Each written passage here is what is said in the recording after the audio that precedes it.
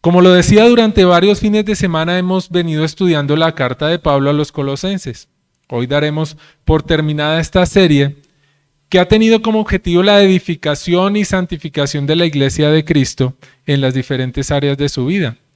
Y no solamente hemos sido edificados nosotros como congregación, sino que estoy seguro que a través de los tiempos muchas congregaciones y muchas iglesias, la Iglesia del Señor ha sido edificada. Como nos compartía el pastor la semana anterior, el correo en esos tiempos, en los tiempos de Pablo que estamos considerando, no solo era difícil en términos de desplazamiento, sino que además se convertía en un tesoro recibir una carta de estas características. No solo por el remitente, que era un apóstol de Jesucristo, sino también por quienes tenían la responsabilidad de llevarla. Recordamos el compromiso de Tíquico, ¿cierto? Además, un hombre de ejemplar fidelidad en el servicio al Señor. Y también recordamos a Onésimo, enfrentando no solo el riesgo que implicaba regresar a Colosas y ver nuevamente a Filemón y a la iglesia. Debería haber estado como temeroso de regresar, ¿cierto? Por lo que le esperaba.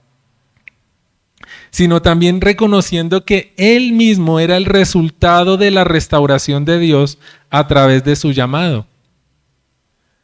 Dios quiere restaurar a muchas personas.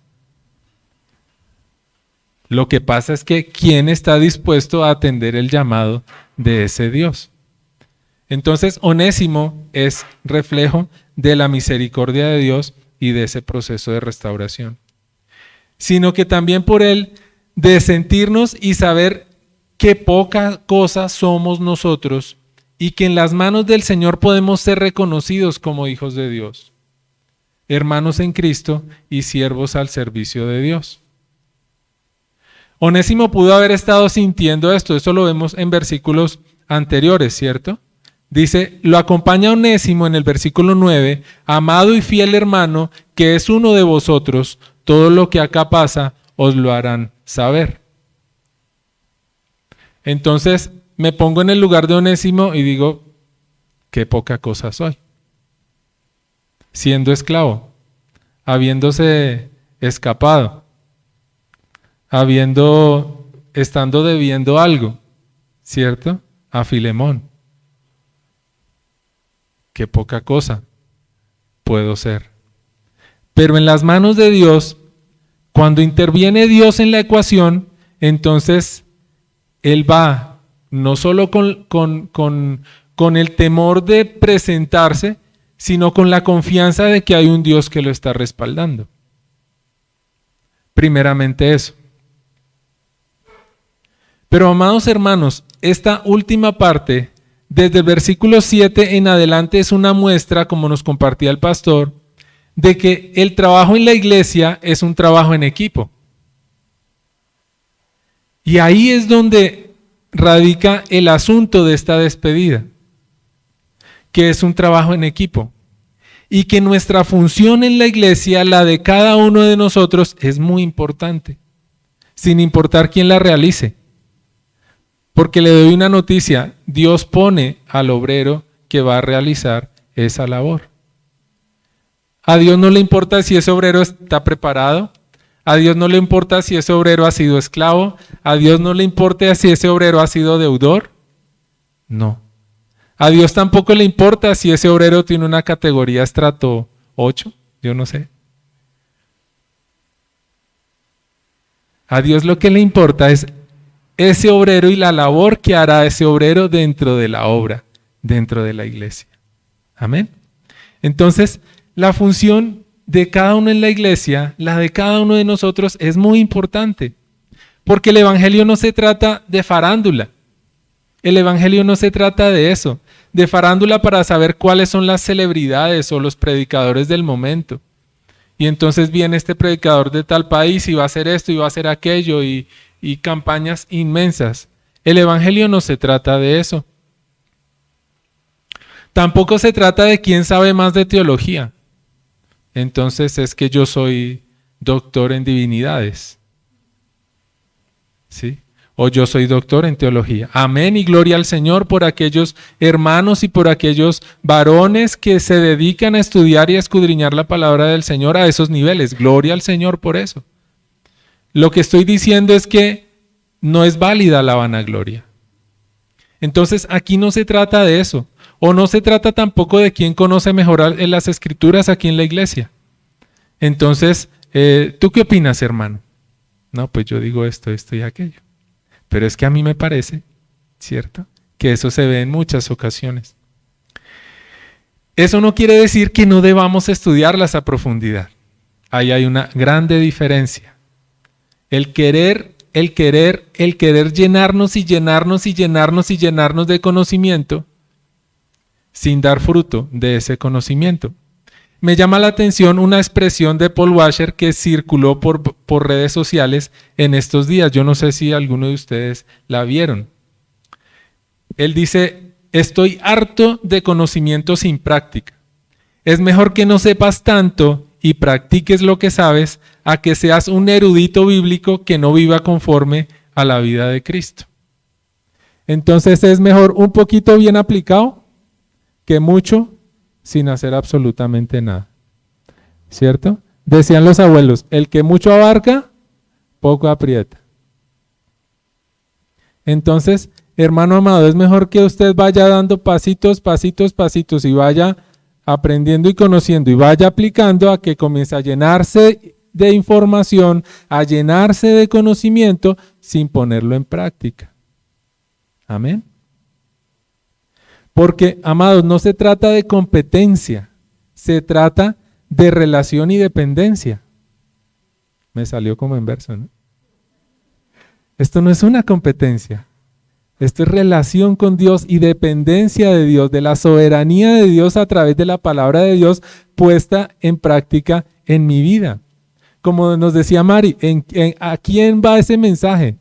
A mí. ¿En quién voy a aplicar ese mensaje? En mí. Que el Señor me dé el privilegio y la oportunidad de vivirlo y contárselo a otros, eso es diferente.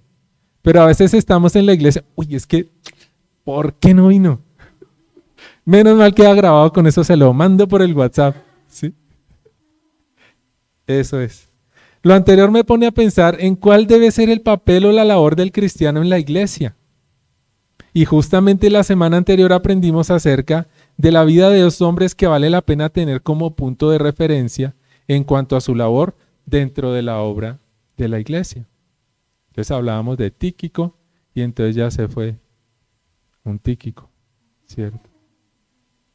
Y hablábamos de Onésimo, y entonces ¿cuántos Onésimos pueden haber? Inclusive uno puede decir como que en algunos momentos he sido un Onésimo. Pero además de todo, aquí vemos a un Pablo reconociendo que no está solo. Pablo no era una estrella de cine. Pablo no era el predicador del momento, ¿sí? Con un ministerio arrollador, decía, yo me acuerdo un predicador, decía, es que tengo un ministerio arrollador. Pero además de todo aquí vemos eso, un Pablo reconociendo que no está solo. Él no es un superhéroe de las tiras cómicas, tampoco es un líder que se jacta de su capacidad de liderazgo, queriendo o buscar el reconocimiento. Todo lo contrario, desde el principio de la carta tiene muy clara su identidad y quién le ha llamado a ejercer su rol dentro de la iglesia como apóstol. Vamos un momentico a Colosenses capítulo 1, versículo 1. Dice la palabra del Señor, Pablo, apóstol de Jesucristo, por la voluntad de Dios. ¿Pablo qué? ¿Apóstol de quién? De Jesucristo. Él no dice aquí Pablo, superhéroe, ¿cierto? Superman, no. Apóstol de Jesucristo. ¿Por la voluntad de quién? De Dios. Pero inclusive desde ahí, él reconoce que no está solo. Porque es apóstol de Jesucristo por la voluntad de Dios y el hermano Timoteo. Y vamos a Colosenses capítulo 1, versículo 3, o sea, un versículo más adelante. Dice, siempre que oramos por vosotros, damos gracias a Dios, Padre de nuestro Señor Jesucristo, pues hemos oído de vuestra fe en Cristo Jesús y del amor que tenéis a todos los santos. Ahí él no dice que está orando solo. Él dice que estamos orando. Y me pone a pensar muchas veces en aquellos líderes que lideran, valga la redundancia, sus equipos de trabajo y dicen, es que yo hice esto y aquello. Cuando él sabe que esa idea o ese logro, si podemos decirlo de alguna manera, nació de alguno de su equipo. Desde ahí, mis amados, fijémonos cómo Pablo nos da ejemplo de sencillez, de humildad al reconocer que no está solo, que esta es una labor que él no ha hecho solo. Amada iglesia, hoy en día nosotros vivimos en un mundo de fantasía, donde las redes sociales y el exceso de tecnología nos hacen creer que debemos parecernos o ser como algunos estereotipos, ¿sí? Entonces seguimos a seguimos al otro y esperamos a ver cuántos seguidores hay, ¿cierto? Entonces fulano de tal comenzó a seguirte. Uy, ¿quién me comenzó a seguir? ¿Sí? Se ha convertido en eso, parecernos a alguien más. Un mundo donde vale más el hacer que el ser, donde el ser está ligado a los logros o a las pertenencias. Si lo llevamos al mundo de los deportes, mis amados hermanos, y hablando aquí de trabajo en equipo, ¿qué sería de Leo Messi? ¿Quién sabe aquí quién es Leo Messi? Lionel Messi, Nico, los de fútbol, ¿cierto? Argentino, Balón de Oro y tal, ¿sí? Leo Messi, si él no tuviera el apoyo o el respaldo de todo un equipo, ¿quién le haría el pase para poder meter el gol? ¿Será que él solito arranca desde la cancha de él para ir a meter el gol solo? No, señor. Necesita un equipo. Ahora, ¿o qué será de Cristiano Ronaldo? ¿Será que tendría los mismos resultados si no estuviera respaldado por todo un equipo? Y no solo un equipo en el campo, sino un equipo, un cuerpo técnico que lo respalda. Entonces hay un técnico que dirige todos los destinos de ese equipo. Nosotros tenemos un técnico maravilloso que se llama Cristo Jesús. Y es el que nos dirige. ¿Y cuál es la estrategia? ¿Cuál es la estrategia de juego? Está puesto aquí en la palabra del Señor. Hay de nosotros que a veces no escudriñamos la palabra del Señor, por eso no atendemos al técnico lo que nos dice. Amén. Entonces pretendemos ser como Messi, pretendemos ser como Cristiano Ronaldo, sin comprender que detrás de eso hay un equipo que necesitamos que nos apoye. Porque se está buscando el reconocimiento. Ahora, para los quienes han escuchado del baloncesto, básquetbol, tal, ¿sí? No es que se me caiga la cédula, pero yo escuché por allá alguna vez de un señor que se llamaba Michael Jordan. ¿Se acuerdan de Michael Jordan? Él es catalogado como el mejor jugador de baloncesto de todos los tiempos. Entonces, la pregunta es, ¿será que ese basquetbolista pudo haber llegado a tener el nivel que tenía si hubiese trabajado solo? Imposible. Queridos, el esfuerzo personal vale mucho, sí señor, estamos de acuerdo con eso. Que para llegar a esos niveles se necesita altos niveles de entrenamiento, muchas horas de trabajo, pero necesitamos reconocer quién nos ha llamado. Necesitamos reconocer también al equipo que tenemos con nosotros. Y eso lo hace Pablo. ¿Quién lo llamó? Jesucristo. ¿Por voluntad de quién? Por voluntad de Dios. Podemos escudriñar las Escrituras o tal vez orar incansablemente, pero si el favor de Dios no está con nosotros y el equipo de hermanos o la congregación de la iglesia no está apoyando, el avance de la obra no será la misma. Por eso necesitamos de la iglesia. Por eso necesitamos como iglesia apoyarnos los unos a los otros. La iglesia requiere de nuestro compromiso, amados hermanos. No solo el compromiso del predicador, no solo el compromiso del pastor, sino el compromiso de cada uno de nosotros. Y el compromiso arranca desde que nosotros buscamos la presencia de Dios de manera individual. Ahí comienza el compromiso con la iglesia. Me gusta mucho la frase que nos compartía el pastor hace una semana, o no sé si fue hace una semana, pero bueno, fue en sus historias de WhatsApp y decía, la iglesia no es un evento al que asistes, sino una comunidad a la que perteneces. Ayer, bueno, imagínense, ahí está fresquitico, sí, está fresquita. Todo lo anterior, amados, me lleva a poner como título a este mensaje el saludo de siervos extraordinarios. Uno diría extraordinario, no, extraordinarios. Y ahorita vamos a ver por qué es extraordinarios. Volviendo al contexto de la carta de Pablo a los Colosenses, hemos podido ser testigos de las consecuencias maravillosas de la misericordia de Dios en la vida de aquel que decide entregarle su vida y reconocer su llamado. Lo vimos con Tíquico y con Onésimo, ¿cierto? A partir del versículo 10, de este versículo que estamos considerando el día de hoy, Pablo comienza a enviar los saludos de su equipo de servidores a quienes llama los únicos de la circuncisión que me ayudan en el reino de Dios. Él no comienza con su propio saludo. Es decir, él no comienza con su propia despedida.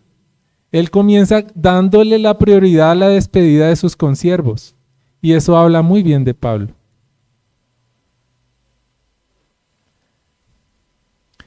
Ahora, podemos observar en este texto cómo Pablo establece un orden en cuanto a los saludos. Como les decía, primero presenta el saludo de sus colaboradores, y eso está del versículo 10 hasta el versículo 14, y posteriormente su saludo personal acompañado de algunas instrucciones, desde el versículo 15 hasta el versículo 18. Entonces, él no comienza dando sus propias instrucciones, no comienza dando su propio mensaje, saludo o despedida, sino él comienza por sus colaboradores. Y vamos a revisar cada uno de ellos. Vamos a ver lo que en primera instancia titulé el saludo de los coequiperos, hablando en términos de trabajo en equipo, sabiendo que Pablo no estaba solo, del versículo 10 al versículo 14. Dice la palabra del Señor: Aristarco, mi compañero de prisiones, os saluda, y también Marcos, el sobrino de Bernabé, acerca del cual habéis recibido instrucciones. Si va a visitaros, recibidlo. También os saluda Jesús, el que es llamado Justo. Estos son los únicos de la circuncisión que me ayudan en el reino de Dios y han sido para mí un consuelo. Os saluda Epafras, el cual es uno de vosotros, siervo de Cristo. Él siempre ruega encarecidamente por vosotros en sus oraciones, para que estéis firmes, perfectos y completos en todo lo que Dios quiere. De él doy testimonio de que se preocupa mucho por vosotros, por los que están en la Odisea y los que están en Hierápolis. Os saluda Lucas, el médico amado, y demás. Si usted cuenta, ¿cuántos colaboradores estaban con él? Eran 6. Eran 6. Al primero que nombra es Aristarco. Entonces dice: Aristarco, mi compañero de prisiones, os saluda. Aristarco era nacido en Tesalónica. O sea, Aristarco era tesalonicense. Vamos a ver en Hechos capítulo 20, versículo 4. Hechos capítulo 20, versículo 4. Se me perdió Hechos capítulo 20, versículo 4. Pero ya lo encuentro, no se preocupe. Hechos 20, capítulo 4, dice la palabra del Señor. Lo acompañaron hasta Asia Sópater, hijo de Pirro, de Berea, Aristarco y Segundo, de Tesalónica, Gallo, de Derbe, y Timoteo, y de Asia, Tíquico y Trófimo. Miren los que acompañaban a Pablo en ese viaje de Pablo a Macedonia y a Grecia, en el contexto de la iglesia en Éfeso. Entonces, resulta que Aristarco era nacido en Tesalónica. Pero además Aristarco era judío. ¿Por qué podemos decir que Aristarco era judío? Porque dice aquí la palabra del Señor en el mismo versículo 11 de Colosenses capítulo 4, estos son los únicos de la circuncisión que me ayudan en el reino de Dios. ¿Quiénes son los únicos de la circuncisión? Aristarco, Marcos y Jesús, el que es llamado justo. Esos tres eran judíos, porque dice la palabra del Señor que estos son los únicos de la circuncisión que me ayudan en el reino de Dios y han sido para mí un consuelo. Entonces, Aristarco es citado por primera vez como compañero de Pablo en su visita a Éfeso. Eso lo vemos en Hechos capítulo 19, versículos 29 y 30. Dice la palabra del Señor: la ciudad se llenó de confusión y a una se lanzaron al teatro, arrebatando a Gayo y a Aristarco, macedonios, compañeros de Pablo. Y dice además, Pablo quería salir al pueblo, pero los discípulos no lo dejaron. Pablo trabajaba en equipo, porque Pablo iba a salir a buscarlos, muy seguramente a interceder por ellos, muy seguramente a librarlos de la situación en la que iban a caer, pero dice que los discípulos no lo dejaron. No, quieto en su base. No se va, y él como que téngame, ¿no? Téngame que me voy. No, quieto, calma. Aristarco acompañó a Pablo en diversos viajes, a Macedonia y a Grecia, a Jerusalén, a Roma, lo cual nos permite reconocer en él a un hombre muy fiel y comprometido con el servicio a Pablo. Era un escudero, podemos considerarlo un escudero, a Aristarco. El segundo en ser nombrado es Marcos, quien era sobrino de Bernabé y les acompañó a él y a Pablo en su primer viaje misionero. Este Marcos era llamado Juan Marcos, es el autor del Evangelio de Marcos. Vamos a ir un momento a Hechos capítulo 12. Hechos capítulo 12, versículo 25. Muchas gracias, mi señorita. Hechos capítulo 12, versículo 25. Dice la palabra del Señor: Bernabé y Saulo, o sea Pablo, cumplido su servicio, volvieron de Jerusalén, llevando también consigo a Juan, el que tenía por sobrenombre Marcos. Ahí estaba Marcos. ¿Sí? Ahí estaba Marcos. Pero además en Hechos capítulo 13, versículo 5, dice: al llegar a Salamina, no es Salamina Antioquia, no. Al llegar a Salamina, anunciaban la palabra de Dios en las sinagogas de los judíos. Tenían también ¿a quién? A Juan de ayudante. O sea, ese mismo Juan, Marcos. ¿Sí? O sea, él estaba ahí, en la jugada.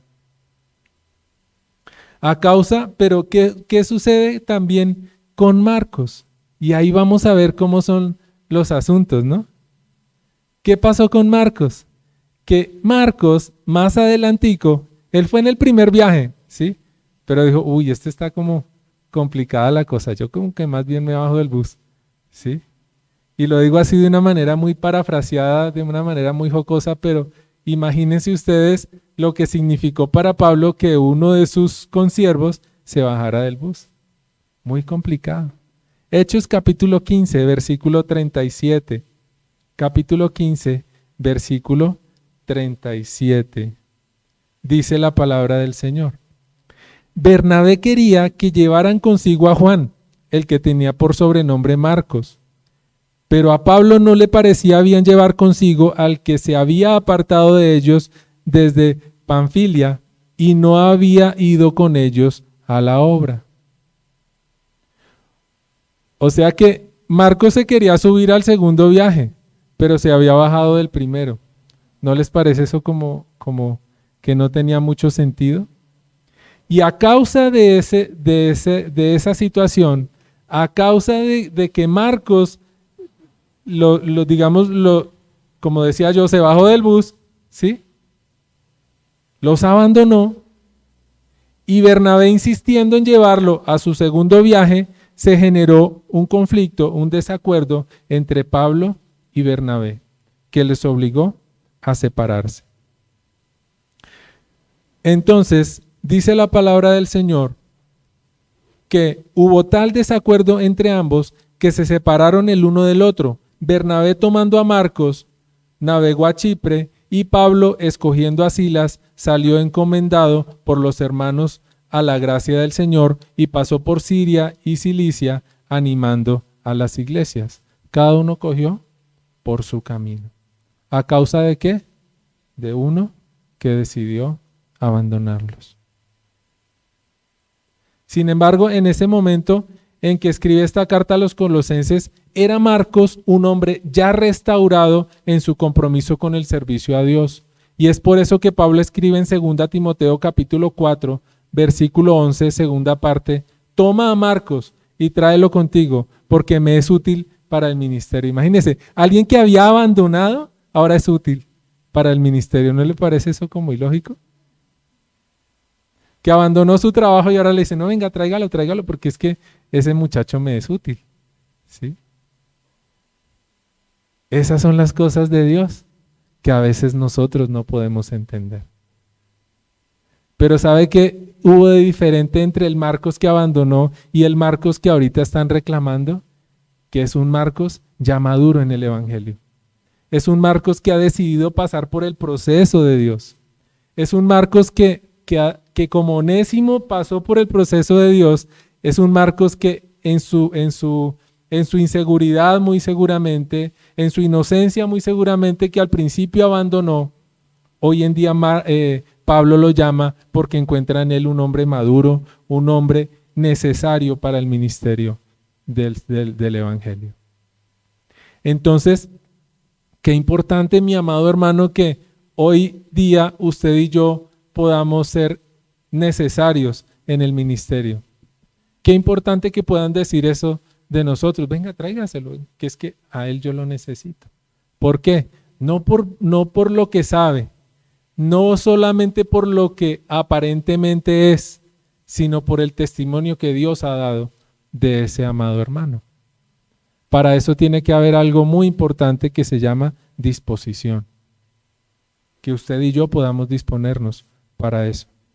Pero también Pablo habla de Jesús, el que es llamado justo, de quien no hay mayor información, la verdad. Más allá de asumir desde un punto de vista personal que debió haber sido un hombre comprometido con el ministerio de Pablo desde que haya sido tenido en cuenta como ayuda y como colaborador. Si Pablo escribió de él así fuera esa pequeña línea, es porque debió haber sido un hombre comprometido con el Evangelio, comprometido con la misión.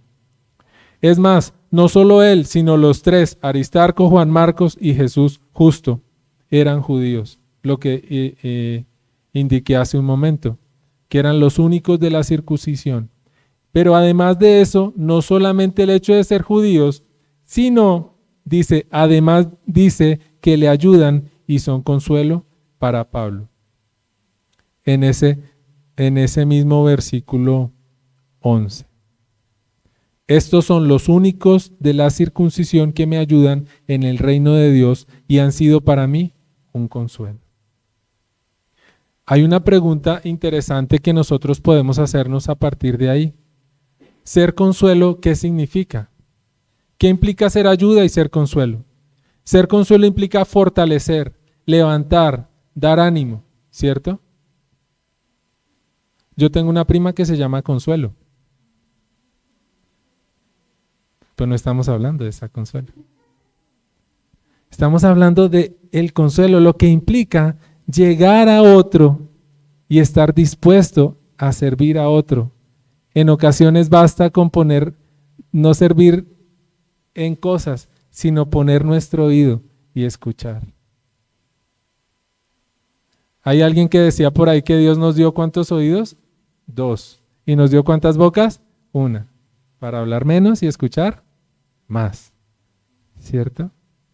Entonces, ser consuelo implica fortalecer, levantar, dar ánimo. Hermanos amados, aquí está hablando específicamente Pablo, un apóstol de Jesucristo. Una persona con la revelación de Dios. Y como iglesia, amados, estamos nosotros llamados a servir de fortaleza a nuestro pastor. ¿Cuántas veces pensamos en nuestro desánimo personal, en nuestros retos personales o familiares, en la enfermedad que hemos tenido? Pero nos hemos detenido a pensar en el desánimo que en ocasiones pueda experimentar nuestro pastor o nuestros líderes. ¿Nos hemos puesto a pensar en eso? Hay una canción de Alex Zurdo que me gusta mucho que se llama El Pastor. Y si tienen la oportunidad de escucharla, buscarla, búsquela.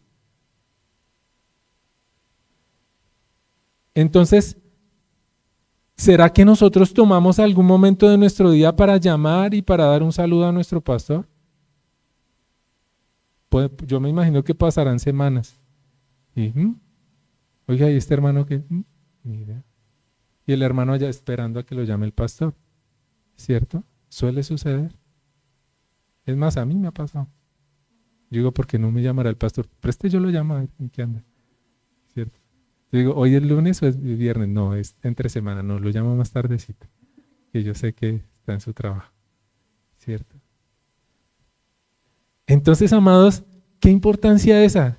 Que pueda decir nuestro pastor de nosotros, además, me ayudan en el reino de Dios y han sido para mí consuelo. ¿Quién es la iglesia? Ha sido consuelo para mí.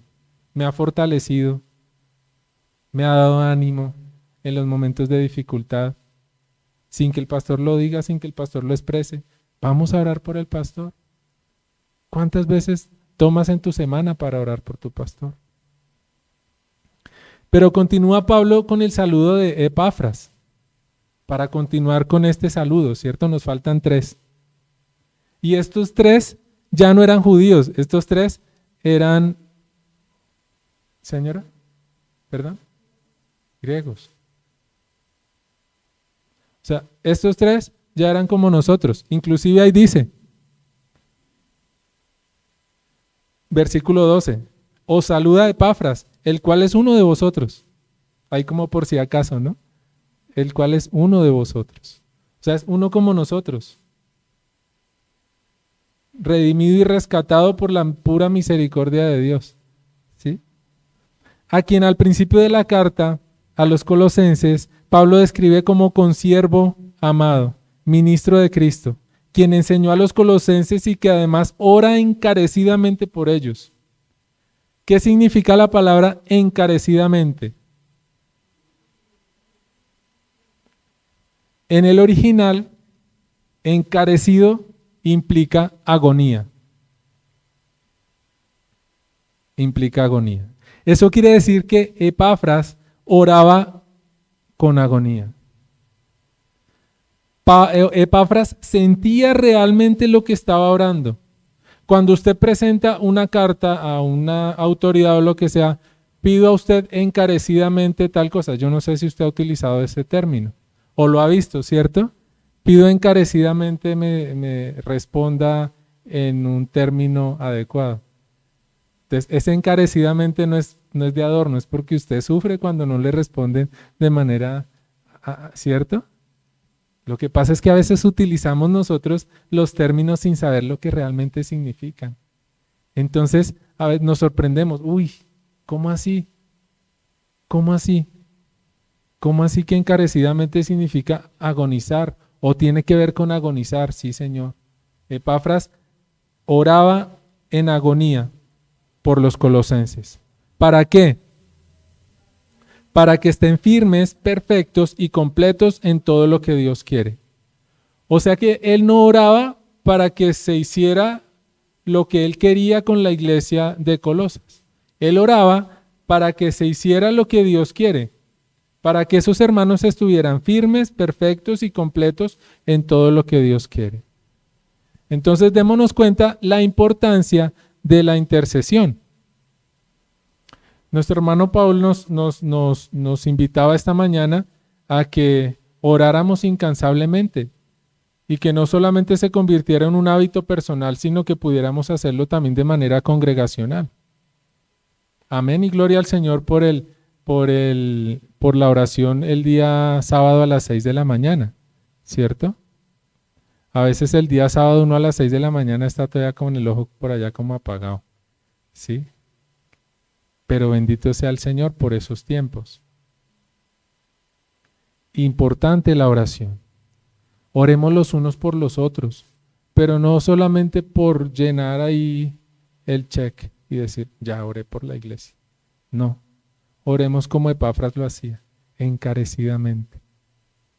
Que sintamos que si mi hermana Martica hoy no está aquí, es porque algo está sucediendo con ella, entonces yo me conduelo con lo que a ella le está sucediendo. Oremos porque aquellos que se fueron de viaje a su descanso, gloria al Señor, también lo hacemos con todo el corazón para que el Señor, así como los lleva, de la misma forma los traiga a casa con toda seguridad y tranquilidad. Entonces, imagínese todo lo que abarca el hecho de que cada uno de los miembros, cada uno de las partes del equipo están cumpliendo con su labor. Están cumpliendo con lo que Dios les ha permitido hacer. Y termina Pablo esta sección con el saludo de Lucas y Demas también, pero ahorita vamos a hablar un poquito de Demas. Termina Pablo con Lucas, a quien llama el médico amado. Lucas es autor de uno de los evangelios y además del libro de los Hechos, y quien permaneció con Pablo después de que lo conoció casi por el resto de su vida. Lucas se convirtió en su médico personal. O sea, Pablo no necesitaba EPS, él tenía a Lucas, ¿sí? Era su médico personal. El pastor John MacArthur lo describe como el prototipo del médico misionero. Ese médico decidió disponer todo su talento al servicio del Señor. Todo lo que él era, todo su conocimiento lo puso al servicio del Señor. Renunció tal vez a muchos privilegios que como médico él pudiese tener. ¿Para qué? Para ponerlo en las manos del Señor. ¿Cuál fue el premio para él? Servir a un apóstol de Jesucristo. Ese fue el privilegio para él. Servir a un apóstol de Jesucristo, servir al Señor. Entonces, amados hermanos, nosotros no podemos hablar de que tenemos un trabajo afuera de la iglesia y otro trabajo dentro de la iglesia. Mi trabajo, mi día a día, mi profesión, sea la que ejerzamos, debe estar disponible para la obra del Señor. Tal vez hoy en día, el pastor se fue en moto, entonces pues yo me voy con el pastor y lo acompaño, ¿sí? O ve uno al hermano, este hermano ahí caminando y tal, pues camine y yo lo llevo, hermano, yo lo acerco, ¿sí? En la medida de lo posible. Pero también, amado hermano, cuando usted conoce de algún tema, puede ponerlo al servicio de la iglesia. Puede ponerlo al servicio de la comunidad. Usted no se imagina cuántas personas están necesitando lo que usted sabe y usted se lo está quedando callado, porque es que su trabajo es de aquí, de puertas para afuera. No, Señor. Es importante que pongamos nuestro trabajo al servicio de la iglesia, al servicio de la obra del Señor. Y el reconocimiento lo iremos a recibir después. ¿Qué iba a pensar Lucas? Que íbamos a estar leyendo de él hoy más de yo no sé cuántos años adelante. Pero también aquí resulta ser, pero por otro lado, hablemos de Demas. ¿Ustedes por qué creen que queda Demas ahí nomás? Demas. Importante, sí, pero es que resulta que con Demas ocurre algo bien interesante, porque Demas fue considerado por Pablo como uno de sus colaboradores. Ahí está descrito. Pero se convierte también en una de las grandes decepciones para Pablo, porque vamos a ver cómo lo describe la segunda carta de Pablo a Timoteo en el capítulo 4, versículo 9. Segunda carta a Timoteo, capítulo 4, versículo 9. ¿Qué le dice Pablo a Timoteo? Versículo 9. Procura venir pronto a verme, porque Demas me ha desamparado, amando este mundo, y se ha ido a Tesalónica. Imagínense. Todo un servidor, todo un siervo del Señor. ¿Qué pasó? Lo abandonó. Lo abandonó. Pero no lo abandonó porque es que le dijo Demas a Pablo, Pablo, mira, ya ha sido mi tiempo aquí, considero que o el Señor me ha enviado a otra iglesia a servir de esta y esta y de tal manera. No, se fue detrás de ¿qué? De este mundo. Entonces, ¿será que Demas está ahí puesto como porque sí? No, Demas está puesto para que para nosotros sea una advertencia de lo que puede suceder con alguien que está muy seguro, muy seguramente de su salvación. No sé cómo sería la comunión de Demas con el Señor, pero muy seguramente se pudo haber confiado. Muy seguramente. Entonces se deja llenar los oídos, se deja llenar la vista, se deja tentar y la tentación comienza a sacarlo. Muy seguramente él no salió de un día para otro. Cuando él toma la decisión de abandonar es porque ya lo ha venido considerando muy seguramente por un buen tiempo. Porque un matrimonio no se deshace cuando se da el rompimiento. Un matrimonio se deshace porque lleva mucho tiempo, ¿cierto? Pensando y pensando y pensando. Una persona no cae en el pecado porque es que era tan atractivo el pecado. Una persona cae en el pecado porque lleva tiempo alejado de la comunión con el Señor. Porque la comunión con el Señor nos mantiene lejos del pecado. La comunión, la oración, la lectura de la palabra nos mantiene alejados del pecado. Así que, ¿cuánto cuidado nosotros debemos tener como siervos, como hijos de Dios? Lo que importa realmente, como lo mencioné al inicio de este mensaje, no es cuánto reconocimiento tengamos ni cuánto conocimiento de la palabra hayamos alcanzado o en qué posición de liderazgo Dios nos permita estar, sino qué tan comprometidos estemos con el Señor en continuar con el esfuerzo que significa seguir a Cristo. Amados hermanos, seguir a Cristo no es solamente por el reconocimiento que esto pueda dar. Seguir a Cristo es una carrera que se hace día tras día, semana tras semana, mes tras mes, año tras año. Eso es seguir a Cristo. Seguir a Cristo no es una mera simpatía. Seguir a Cristo implica compromiso. Eso es seguir a Cristo. Podemos flaquear al principio, sí Señor. Podemos flaquear al principio y sentir que no vamos a poder, como le pasó a Juan Marcos. Podemos flaquear al principio, sí. Pero lo que no podemos permitirnos de ninguna manera es dejarnos vencer por las tentaciones de este mundo y entregarnos a ellas, como le pasó a Demas. Eso es lo que nosotros no podemos permitirnos. Y es por eso tan importante la comunión entre hermanos, porque los unos a los otros nos estamos cuidando. Por eso es tan importante que usted, que está pensando en ese hermano que no ha venido, ore por él. En esa hermana que no ha venido, ore por ella. Si tiene la oportunidad de llamarle, hágalo también. Debemos continuar y terminar la buena batalla, mis amados hermanos. Porque no vale solamente con comenzar, es necesario terminarla. Así como lo expresó el mismo Pablo en 2 Corintios capítulo 4, versículos 7 y 8. Dice la palabra del Señor: he peleado la buena batalla, he acabado la carrera, he guardado la fe. Por lo demás, me está guardada la corona de justicia, la cual me dará el Señor, juez justo, en aquel día. Pero aquí dice, y no solo a mí, o sea, no solo a Pablo, sino también a todos los que aman su venida. Y ahí nos incluye a usted y a mí. Ahí nos incluye a los que amamos su venida, a los que amamos a Cristo, a los que reconocemos en Cristo a nuestro Señor y Salvador.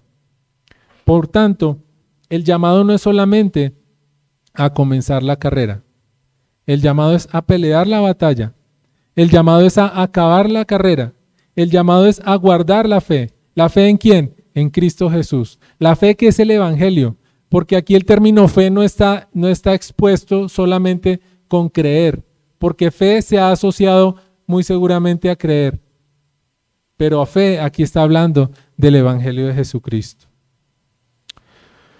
¿Cómo queremos llevar nuestra vida o recordar nuestra vida al final del camino, amados hermanos? ¿Como alguien que a pesar de sus luchas personales entrega su vida a Dios para cumplir su propósito eterno?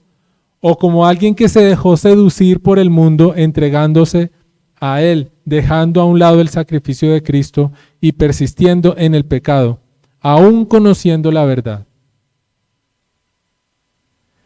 Y viene ya para finalizar el saludo y la exhortación de Pablo. Entonces tenemos ya a los 6 coequiperos de Pablo, ¿cierto? Tenemos a los 6 coequiperos de Pablo, pero ahora sí viene la despedida de Pablo, que es mucho más sencilla que la que hicieron todos.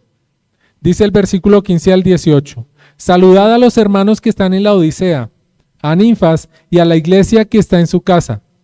Cuando esta carta haya sido leída entre vosotros, haced que también se lea en la iglesia de los laodicenses y que la de la Odisea la leáis también vosotros. Decid a Arquipo, mira que cumplas el ministerio que recibiste en el Señor. Esta salutación es de mi propia mano, de Pablo. Acordaos de mis prisiones. La gracia sea con vosotros. Amén. Pablo, para finalizar, envía una palabra de saludo, pero también exhortando a la iglesia. Porque Pablo no solamente saluda, sino da sus instrucciones. A quien primero saluda es a Ninfas y a la iglesia en su casa. Está escribiendo a los colosenses, pero se refiere a Ninfas, que vivía en la Odisea. Era muy común en los primeros años de la iglesia que se reunieran en las casas, y ejemplo de ello la iglesia de Roma, reunidos en casa de Priscila y Aquila, por ejemplo. Por tanto, Pablo envía también un saludo a esos anfitriones de la iglesia. Lo segundo que hace es instruir en que la carta sea leída no solo por ellos, los colosenses, sino que también sea leída por la iglesia de la Odisea. Y no en vano, por eso envía un saludo a Ninfas. Algunos eruditos consideran de que se trata de la carta a los Efesios. Esta carta que había sido enviada a la Odisea, pongámoslo en el contexto. Pablo escribe a Colosas y pide que esa carta que él envía sea leída en la Odisea y que la carta que él envió a la Odisea también sea leída a los colosenses. Amén. Esa carta que fue enviada a la Odisea, muchos eruditos la consideran como la carta a los Efesios. Ahora, vamos a tener en cuenta algo y qué es lo que nos quiere decir la palabra de Dios acá. Que nosotros no podemos ser mezquinos con el mensaje del Evangelio. Nosotros no somos una congregación exclusiva. Lo que nosotros recibimos de gracia debemos darlo. No podemos ser mezquinos con el mensaje del Evangelio. Y a veces nosotros decimos que yo soy de esta iglesia. ¿Y tú de qué iglesia eres? No, yo soy de tal. Ah, bueno. ¿Y qué predican allá? No, para eso tienes que ir. No. ¿Qué predican allá? Vívelo y ¿qué? Cuéntalo. Vívelo y cuéntalo. Entonces, Pablo instruye en que esas cartas se intercambien y sean leídas por ambos pueblos. Imaginen ustedes que cuando llegaba una carta de un apóstol refiriéndonos específicamente a Pablo, eso era todo un acontecimiento. Eso se trataba de un tesoro, por lo tanto se reunía a toda la iglesia para leerla. En ese tiempo no se tenía acceso a una Biblia como lo tenemos en día de hoy. Mis amados, la iglesia ha reemplazado y ha sacado la lectura de la Biblia de sus servicios. Ha sacado la Biblia y la ha cambiado por pantallas. Por eso es que hoy día la gente no lee la Biblia. Es por eso que nosotros como iglesia persistimos en la lectura de la palabra del Señor al inicio de nuestro servicio dominical. Eso no es porque vamos a llenar esos 5 minutos, no. Es porque precisamente necesitamos leer la palabra del Señor en la iglesia. Y para quien ha sido, y para nosotros como iglesia ha sido un tiempo de bendición y edificación. Yo no sé si para usted ha sido, pero para mí lo ha sido.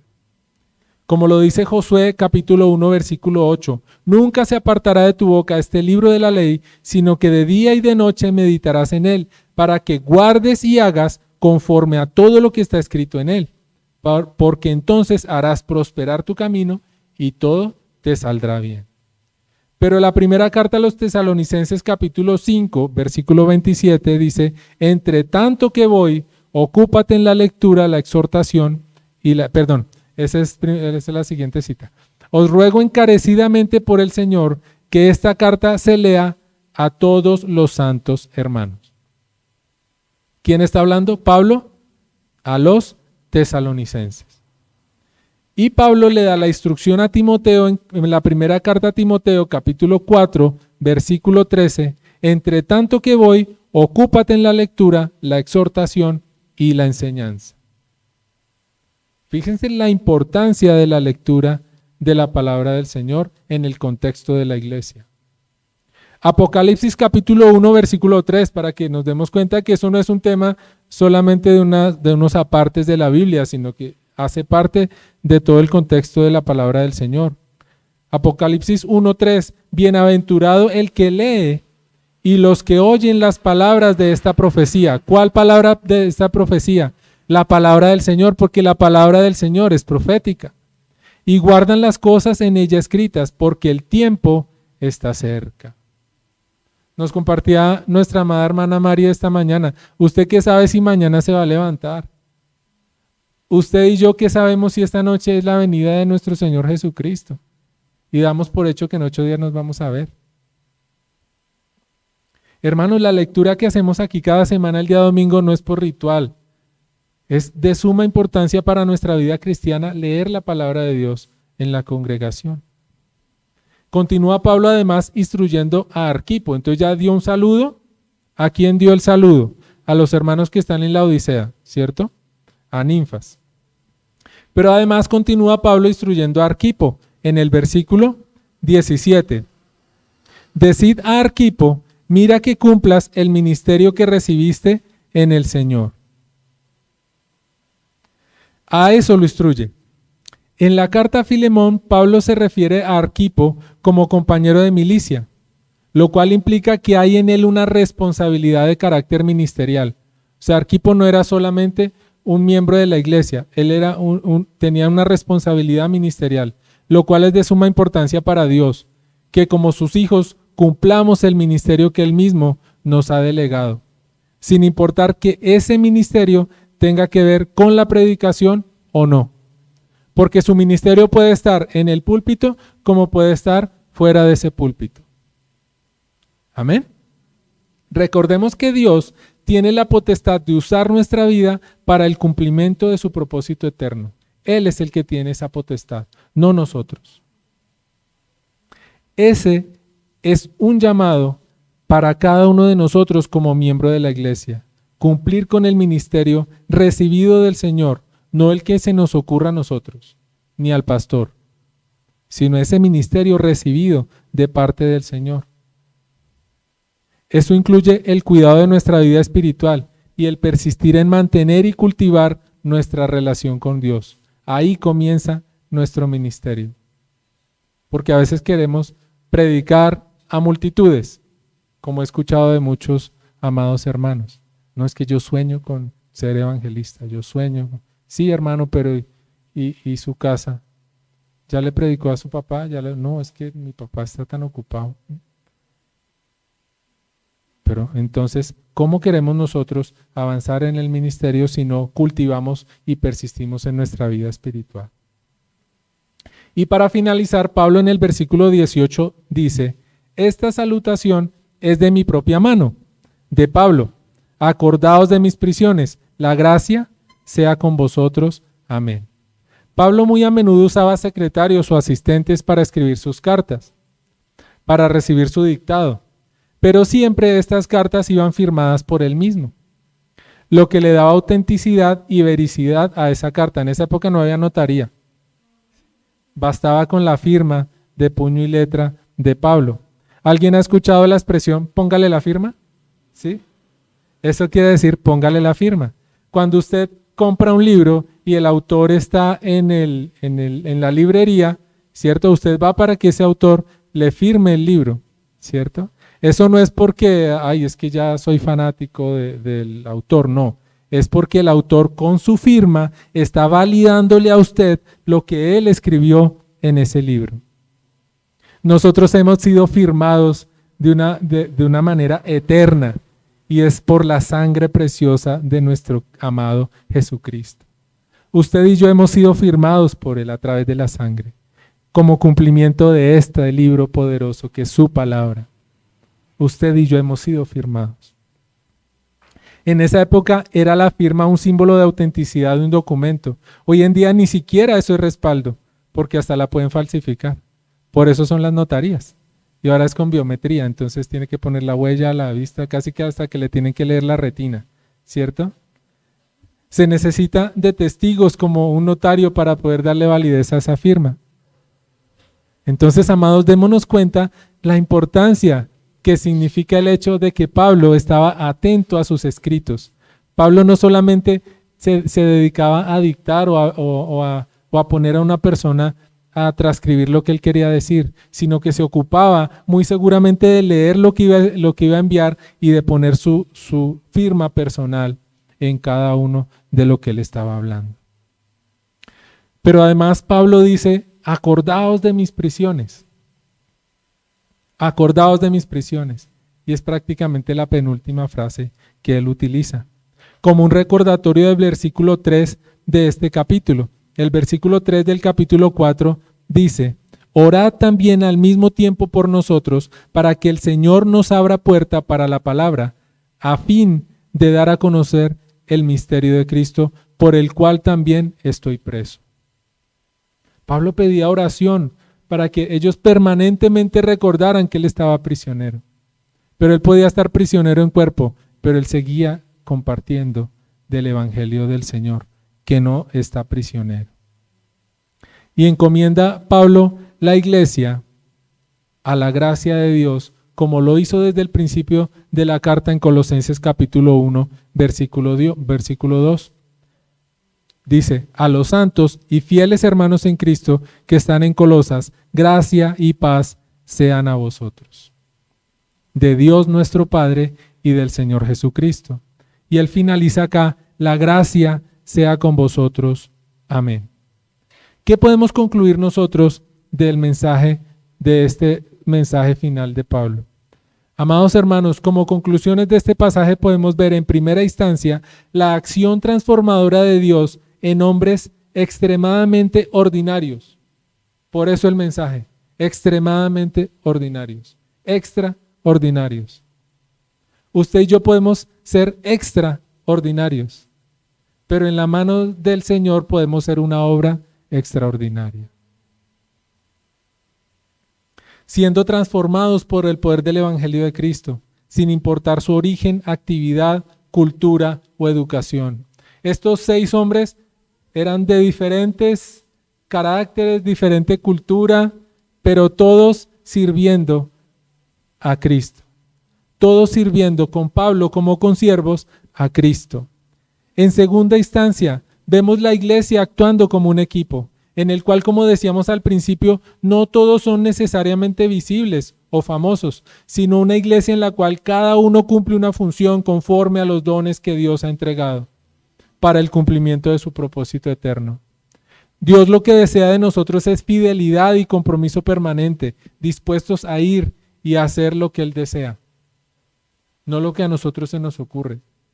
Pero Él necesita de nosotros fidelidad y compromiso, porque Él requiere un equipo de trabajo que se llama Iglesia del Señor. Porque a veces nosotros vemos la iglesia solamente como un grupo de personas, y gloria a Dios, sí, somos un grupo de personas, pero tenemos un objetivo. Y entre todos vamos mucho mejor. Hay alguien que dice que uno solo camina más rápido o llega más rápido, pero varios llegan más lejos, ¿sí? Porque entre todos nos apoyamos.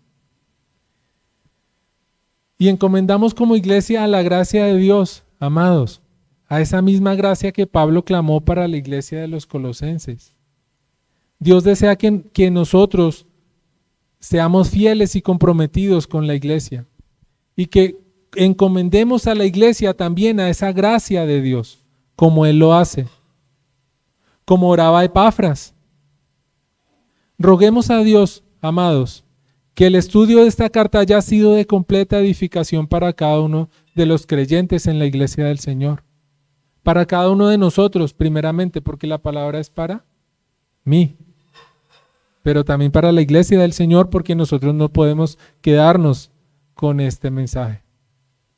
Porque si lo podemos compartir con otro hermano, sin importar la iglesia en la que esté, gloria al Señor por eso. Entonces, roguemos a Dios por eso, que haya sido de edificación para cada uno de nosotros, y también para aquellos que aún están sin Cristo, para que pueda ser el testimonio del poder transformador del Evangelio de Cristo en la vida de personas extremadamente ordinarias. Porque aquel que está sin Cristo muy seguramente está temeroso o muy seguramente está soberbio, porque o se cree mucho o tal vez considera que es nada.